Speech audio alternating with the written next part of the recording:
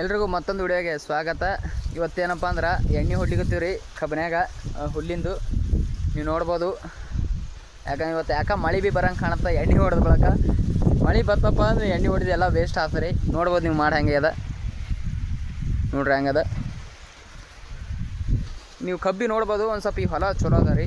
ಯಾಕಂದ್ರೆ ಒಂದು ಸ್ವಲ್ಪ ಬ್ಯಾಸಿಗೆ ಭೀ ನೀರು ಕಂಬಿದ್ದು ಇದಕ್ಕೆ. ಏನಪ್ಪ ಅಂದ್ರೆ ಬಾಯಿ ಕಾಣತ್ತಿಲ್ಲ ರೀ.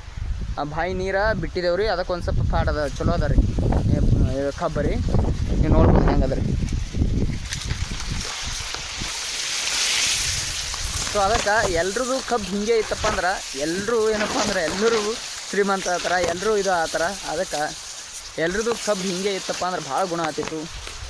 ಯಾಕಂದ್ರೆ ಈ ವರ್ಷ ಮಳೆ ಭೀ ಭಾಳ ಏನಪ್ಪ ಕಮ್ಮದ ತಲಕತ್ತಾರ.